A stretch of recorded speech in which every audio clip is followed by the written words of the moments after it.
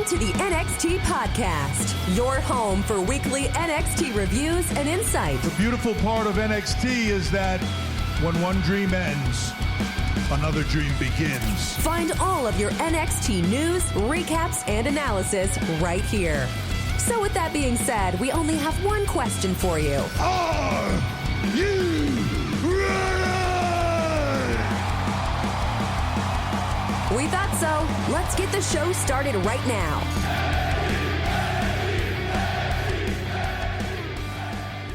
Oh, ladies and gentlemen, welcome back. It's the NXT podcast. I've done it on time 2 weeks in a row edition, and I know what you're thinking. Zick, you should always do that. Yeah, but shut up. I did it, and that's worth celebrating. I'm your host. My name is Zachary Smith. You can always find me here. You can find me as your host of Random Wrestling on everywhere you get this podcast. You can always find me, of course, on Twitter. I am at ZachNXT. That's at ZACHNXT. We're always talking about wrestling, other fun stuff over there. Now, we had a better episode of NXT this week to talk about. That makes my job a little bit easier. Generally speaking, we talk about the news and the notes, what's going on in wrestling, and I have the return of a very proper, very popular, very thought-out segment where what I don't do is I don't type WWE into Google, go to the news tab, and just react to what's on there. So if you think that's what I'm doing or is what's happening, shame on you, because that's not. It's very prepared. If we were to do that, though, probably like one of the first things that would come up, it starts with some Bleacher Report rumors about backstage talent, Charlotte Flair, Tessa Blanchard, others. The Charlotte Flair thing is because Andrade requested his release and was granted it. I forget if they are engaged or if they're married. They're one of those two. There is not another company on the face of the planet that is going to use Charlotte Flair the way that she is used in WWE. She's used exactly the opposite of the way Andrade was used, in that Andrade is a very talented person who doesn't speak the way Vince McMahon wants him to speak and doesn't speak the same language Vince McMahon speaks as his primary, and therefore they don't feel he can connect with an audience. Cite you to him on the Stone Cold podcast saying Cesaro doesn't get over. I don't know, maybe because he's Swiss or something, because surely an American audience would never root for somebody that's not from here or doesn't sound like us. I'm not saying that that's like a problem thing. I am saying that if a random man in his probably 70s walked up to you and had some of the opinions that it's very clear Vince McMahon has, you would have a very particular set of words for that person, and I just think it's interesting that because he used to be good at this wrestling thing that doesn't really seem like a big deal, but hey, he made a black guy the WWE champion, so it's probably all fine. Point is, Charlotte is used as the greatest woman to ever do this right now, and she's very talented. I wouldn't build the whole division around her, but that's me. But the point is, nobody's going to use her that way in any other company. She's going to be featured, she's going to be important, but she's not going to be the be-all, end-all. So I don't think Charlotte Flair's going anywhere just because her husband or fiance got released. Tessa Blanchard thing. I never got it with Tessa Blanchard. And that was before all the bad stuff about her came out, so no thank you. I'm all set on that. If we were to continue looking at the news tab on Google for WWE, which again is not what we are doing. Oh yeah, Peacock is removing controversial moments from what was the WWE network. There's a picture now of Roddy Piper in his half blackface. Here's the thing. If we are going to cut out controversial moments, quote unquote, if by controversial they mean the super sexist, and gross and racist stuff, sure, I'm fine with that. There is no wrestling memory that I have about the Attitude Era divas or the early 2000s women's division or the early wrestling stuff that was tinged in racist ideology. I don't have any positive memories from that time. That's a time when wrestling was hokier and it was more exclusive to white people. And they got away with a lot. To my earlier point, I never need to see the clip of Vince McMahon calling John Cena the N-word because, boy, again, I just feel like if this were like a movie producer or something and he were saying it in his movies, people would have more of a problem with it. People don't love that Quentin Tarantino writes the N-word for other characters to say. Now imagine you have a TV show that's live and you are a white guy. And you see your top white performer, and the best idea you can come up with is for you to say the N-word to him.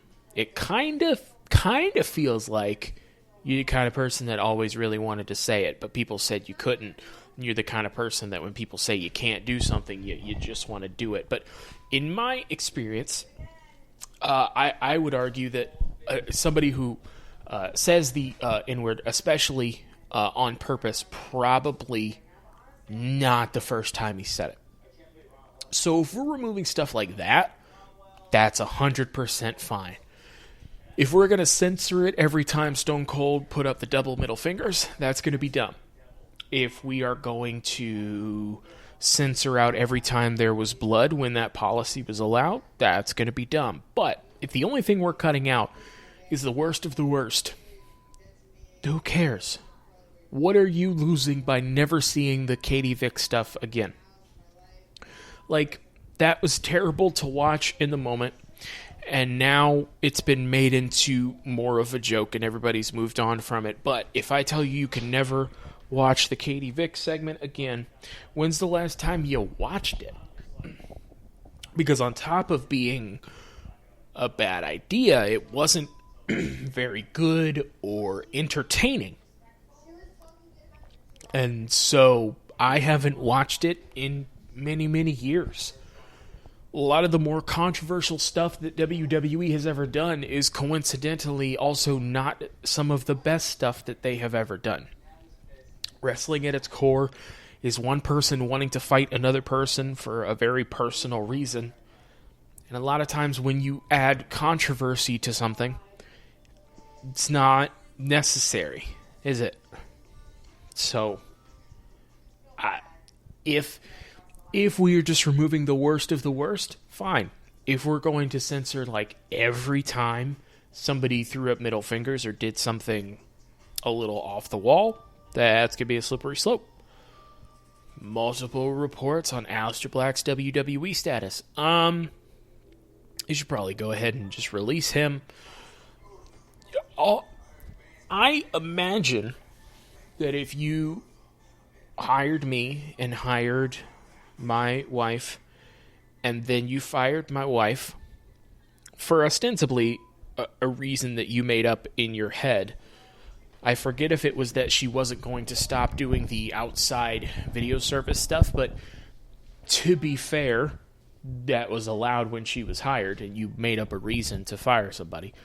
You fired my wife and then did absolutely nothing with me, despite me being very talented, and say that my character, as currently constituted, won't get over or won't connect with fans, despite the fact that there are no fans right now, so this would be a good time to experiment. Also, why did you call me up from NXT if you didn't think my character would work? If all that happened to me, I don't think I'd want to work there anymore.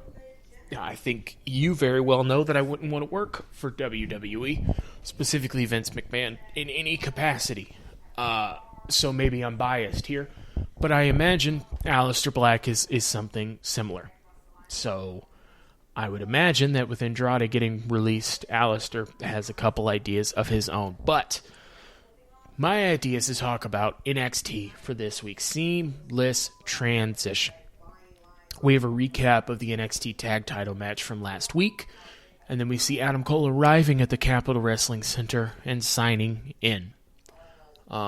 He's with some dudes, none of them wearing masks, because in the WWE universe, we're going to pretend coronavirus isn't a thing. Dakota Kai and Raquel Gonzalez are in the ring. Zoe Stark is out next. Zoe, if you don't remember, is the person that literally loses every match, but we really want you to know that she's a special performer and she has it. I like Zoe Stark, just the talent. Zoe Stark, the wrestler that I'm seeing on TV, is not special or a factor. You can't just present somebody to me having a good match and losing and continuing to do that and then tell me they are special, because they're not. Io Shirai is out next, who is your women's champion. She actually is special. They have an alright match. Raquel ends up pinning Zoe because, of course, she does. Io and Raquel stare each other down. Raquel takes down Io. She powerbombs her on the announce table. Io's laid out while Raquel stands over her, dominant, to set up their women's title match at TakeOver Stand and Deliver. This was the first of, or rather the second of many times we're going to hear TakeOver Stand and Deliver tonight. Security footage from yesterday, where Kyle O'Reilly is training in a Brazilian, nailed it, jiu-jitsu dojo, or building. Adam Cole walks in the front door. He tries to start attacking, but O'Reilly takes him down, and a bunch of dudes try and separate him. Kyle O'Reilly's arriving tonight as well. He's starting to be interviewed before he can be. Roderick Strong walks over and says O'Reilly, for all of them, needs to kick Adam Cole's butt. He didn't say butt. I'm saying butt because this is a family podcast. O'Reilly says, there is no more us. This is between me and Adam. And Strong says, you know what? You and Adam can both go to hell. I'm going to repeat a concern that I had weeks ago. I don't know what you do with Roderick Strong now that he is not in this group. He is not a particularly interesting talker, and WWE's kind of built around that. We'll see. Scarlett's out with Karrion Kross. They have a very cool entrance. It occurred to me during this entrance that when Karrion Kross won the NXT title from Keith Lee, remember that time Keith Lee was the NXT and North America champion for a minute? And then he lost both, and then he went to the main roster, and we haven't seen hide or hair of him because Vince McMahon probably thinks he needs a new moveset. And there's certainly no other problem with him whatsoever. You certainly can't tell just by looking at him that he's going to be facing an uphill battle in this company. Just historically and in a biased sense, it's certainly not that. It's probably that this person who's been wrestling for many years doesn't know how to wrestle. Yeah, it's probably that. When Karrion Kross beat Keith Lee for the NXT title, he hurt, I think it was his shoulder, in the match. So he wins the title. Probably the right decision at the time, although I was bummed out about it, and has to relinquish the title the next night. We go through all this. Now Finn Balor's our NXT champion. One of the reasons that him getting injured sucked, there were a lot of them, but it really made him look human before they wanted him to look human. Before that, he was a big, indestructible monster.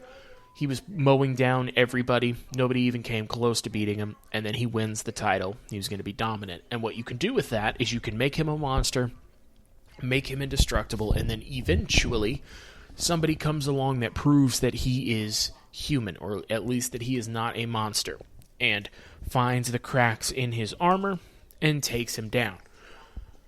But that injury was not part of the story. It just made him look human. He's somebody that can be hurt. And I wonder if that hurt him a bit because his character didn't change when he came back. So you just kind of see this monster, but you know that he is fallible and that he can be hurt. I think that hurts him a little bit. Oney Lorcan's out next. Couldn't tell you why Oney Lorcan's coming out last, but I believe Danny Burch was hurt, and so they are going to have to relinquish the tag titles. because of that. So I'm not sure what they're going to do with those tag titles now. They weren't doing much with them anyway. MSK is still very new. That wouldn't be it, but I don't know who you give them to. I don't know. Maybe they'll have like a triple threat tag match or something at TakeOver to decide. Something like that. Big suplex and a club to the back of the head, and Karrion Kross wins. That was fun. Oney Lorcan's great at brawling. Kross is good at holding up his end of the bargain. For some reason, I learned later, because on his neck, Kross has a little bit of blood like running down his like chest as he's talking, which is a cool visual. He says, I like to take a minute to address one Finn Balor. He said, Mr. Balor, your actions had malice and intention. He said, I appreciate that because I realized I was giving respect to a man who didn't appreciate it or deserve it. He said, despite the fact that you are a champion, when I held your little neck in my hand, it felt just like anybody else's, because you see, the fuse is lit and there's no stopping what's coming next. Before he can go on, Finn Balor interrupts him. Finn walks down the entrance ramp. For the first part of this, he's just standing over Oney Lorcan, who's just selling there. He said, last week you took your best shot, and the prince is still standing. He said, what you really did last week was you showed me your weakness. I thought he was going to say Scarlet, but he was not talking about that. He said, when a man's young, he fights with emotion. He says, some people call it demons. You get it. He used to be a demon. But really, it's just emotion. He said, it wasn't until I learned to control my emotions that I became untouchable in this ring. He says, you still fight with emotion. Everything you do is a reaction, and in those moments, you're sloppy. In those moments, you're vulnerable. He said, at TakeOver, I'm going to push you to the point where you have two options. One, you surprise everyone, and you master your emotions. Or two, what I believe will happen is a repeat of last week, and your emotions will master you. He said, when they do, I'm going to drag you into the cold, deep water, and with no emotion, I'm going to drown you. Which is a hell of a thing to say on a family show, that you are going to drown somebody. He's obviously not speaking literally, but he did just say he was going to drown him. Alright, listen, for this next part, I'm just going to need you to try and stick with me, because this is complicated. I didn't write it down. I figured it'd be better if I just winged it. Regal's in his office. He's announcing who's going to get the opportunity to face Johnny Gargano at TakeOver Stand and Deliver for the North American title. So, next week, we're getting a Battle Royal. And I forget how many people are going to be in it. But the Battle Royal is going to determine the order in which 6 people are going to be put into a Gauntlet Eliminator. Gauntlet Eliminator is where 2 people start, and then person A beats person B. Once that happens, person C comes out to face person A. It's the match that Kofi Kingston was in to get into the Elimination Chamber. It's what started Kofi Mania, that Gauntlet match. So, ostensibly, we are going to have a Battle Royal to determine the order in which a Gauntlet match is going to happen, and whoever wins that 6-man Gauntlet match gets to face Johnny at TakeOver for the North American title. Jeez, that's more complicated than it needs to be. I don't know. It seems like we could have just drawn random numbers. It doesn't seem super necessary to do this very complicated thing that we're doing. But that's fine, I guess. Listen, the Battle Royal is going to be a Battle Royal. I don't like Battle Royals. It's just a bunch of dudes in a ring. Hard to keep track of. But the Gauntlet will be good, presumably the week after that. And whoever faces Johnny, that'll be good. I'm not super into the Gargano stuff, so whoever wins that could probably take the title from him. That'd be cool. But we're going to have to wait a couple weeks before we know who's going to be facing Johnny. Probably Dexter Lumis. I don't know. Maybe they'll give it to Pete Dunne. I don't know. Graphic comes up because up next it's Walter versus Drake Maverick. They show a little clip of Drake Maverick looking for Walter, and Imperium kind of gangs up on him and he runs away. Maverick's already in the ring. Walter makes his entrance with Imperium. Announcers point out that it's been 720 days for Walter as the NXT UK champion, which is insane. The match starts. Walter immediately takes out Drake Maverick with no fight whatsoever and puts him in a half Boston Crab. The ref calls to stop the match because Drake Maverick has passed out. If they were ever going to actually do something with Drake Maverick, this might have rubbed me the wrong way, but they weren't. So whatever. Like when Drake Maverick was fired with all those other people, remember during a pandemic, even though WWE made the most money that they've ever made, and they had still fired a bunch of people. Drake Maverick was one of those people, and he put out a video. He's very emotional, as you would be. And then he got hired back because people were interested in it, and WWE wanted to make it into a storyline. So they released him because they didn't have anything for him, so he had to literally create his own content, and they had to see the result beforehand, or rather after the fact, and then they hired him back.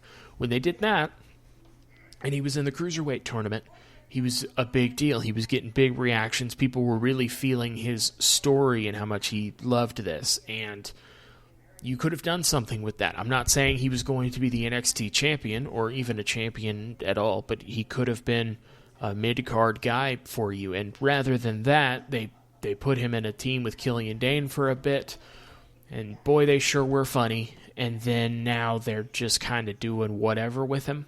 This is not so much like I can't believe they did this on this night to Drake Maverick. It's just that you had a lot of momentum with him, and it seems like either a huge mistake or quite on purpose to end up here with him. And there's a lot of people on the roster. Not everybody's going to be a standout, and that's fine. It's just that I've seen it with Drake Maverick, and I know he can do it. And so I don't, I just know they're not going to do anything with him. So I thought I was going to be upset about this, but I'm just really not, because he's not WWE's kind of guy. But that's fine. Walter standing over Drake Maverick, and Ciampa comes out. He's wearing a Timothy Thatcher shirt. Ciampa has not cut his hair in a minute, and he is great. It's not necessarily a bad thing, just caught me off guard. After a second look, I would love for him to shave his head again, because it's very weird seeing him with that much hair. I don't remember if he had that much hair last week, because I certainly didn't notice it. I hope that this is not a new thing for him. Ciampa says, last week, I said that you intrigue me. He said, I misspoke. He said, that intrigues me, pointing to the UK title. So let's cut to the chase, shall we? You know what I want. They know what I want. So what do you say, big man? Walter, Ciampa, TakeOver, stand and deliver for that UK championship. It never occurred, for some reason, to me that this Walter Ciampa match that's obviously going to happen was going to be for that UK title.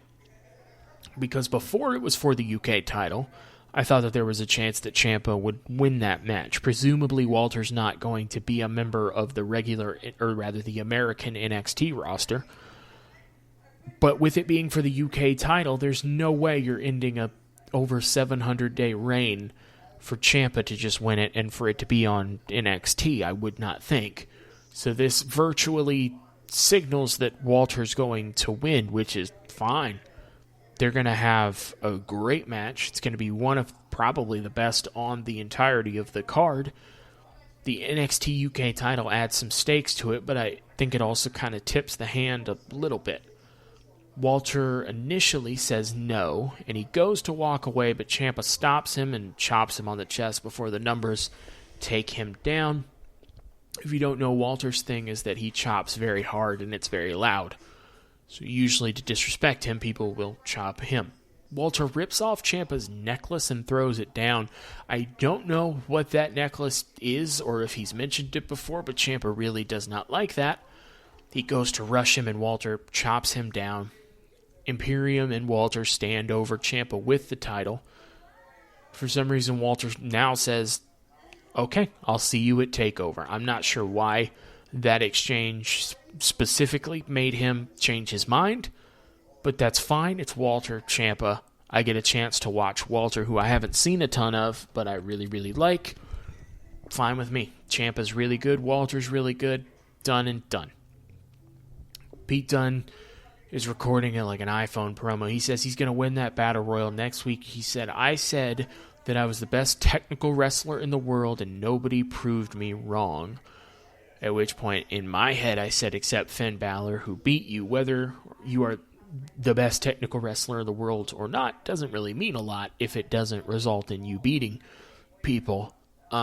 It's just hard to do that promo right after you didn't win the NXT title, but that's fine. I literally wrote 2 lines about this next part. Ember Moon and Shanti Blackheart beat Aaliyah and Mercedes Martinez to retain the tag titles. Why is Mercedes Martinez back with Robert Stone? Who cares? Do you? I don't. She is for like a night. They offered her the title shot because the one that's not Aaliyah, whose name I never remember, was hurt or something. I don't know. But they lose. I don't care, and it would have been funnier for them to lose these literally and figuratively worthless titles. My idea was every time those women's tag titles are defended, the champions lose. Literally every time. I don't care if it's on a TakeOver. I don't care if it's just an NXT show. I don't care if it's a dark match at a house show when everything opens back up. I thought with the prestige and pedigree of these titles that what we deserved was for the champions to always lose that title match because that's the funniest thing you can do, and these are a joke, so let's make them as funny as possible. But that didn't happen. We have ruined the legacy of these championships. Regal is in the back with a security team and a big long table. Kyle O'Reilly and Adam Cole are sitting at opposite ends. Regal is talking to them like an angry dad, but he says he has a solution. He has a contract for O'Reilly to face Adam Cole in the co-main event of Stand and Deliver. He says Kyle is still not medically cleared, so it's going to, for all intents and purposes, be an unsanctioned match. Fun fact, co-main event has always been a weird phrase to me because there's only one main event. A co-main event isn't a thing. If, let's say, Kyle O'Reilly and Adam Cole face off, and then Finn Balor and Karrion Kross face off, and Finn Balor Karrion Kross is the last match of the night, that's the main event. You literally can't be a co-main event because they can't happen at the same time. This is a byproduct of like the old 80s style of making a co-main event or having an A and B team for a house show. It's not a thing. There's no such... A co-main event isn't a thing. The thing that goes on last is the main event. The thing that goes first is the opener. There has never been any such thing as a co-main event. Not a thing. Whatever goes on last is the main event. And the NXT title's probably going on last. So Kyle O'Reilly and Adam Cole is just a match on the show. I know that, like... They think that it makes it sound more important, but the story can already make it important, and it can be an excellent match. It's just not going to be main event. Doesn't particularly matter, just something that I had to share with you. Adam Cole goes to sign first. Adam Cole's mad that Kyle lost his NXT title matches twice, and he tried to befriend Finn Balor and add them to Undisputed Era. It is very funny to me that Adam Cole is mad that Kyle O'Reilly wasted 2 opportunities. I will point out that Adam Cole just had an opportunity and failed, and also was in that fatal 4-way to determine a champion, and failed, and then I think failed again after that. So that's very funny. In a good way, a bad guy should be delusional like that. Tried to befriend Finn Balor, add him to Undisputed Era. He said he realized that Kyle O'Reilly is just a lapdog, and that's not him. He says, I'm nothing like you. You lost sight of what this was. It was never about friendship or brotherhood. It was about being the best, and you were looking at the best. Passes the contract to Kyle O'Reilly. Kyle O'Reilly goes to cut a promo before he signs. He talks a lot, and boy, oh boy, Kyle O'Reilly should not have gone last. Kyle O'Reilly is not a great promo. He's a passable one. But you cannot have Adam Cole, who's a great promo, go first because it makes Kyle O'Reilly's promo look really bad. Kyle O'Reilly cuts his promo that I don't know if it was good or not because I was just comparing it. And Adam Cole did a really good job and Kyle not as much. So Kyle he signs, he throws his pin at Adam Cole. That's enough for Cole to flip the table, and they have to be separated as we go off air. So that's the NXT episode. Next week we'll presumably get some more. And then in a few weeks we have TakeOver, Stand, and Deliver. Again, you can always find me on Twitter. I'm at ZachNXT. I want to hear what you thought about NXT this week at ZACHNXT. What do you think of this week? What do you think of Stand and Deliver so far? Do you think the 2 days is going to actually live up to the hype? Interested to hear what you think. Also, you could check out Random Wrestling, a podcast that I host over everywhere you get podcasts, anywhere you get this one. In the meantime, that's it for NXT, so that's it for me. I have been Zachary Smith. You have been fantastic, and thank you for listening.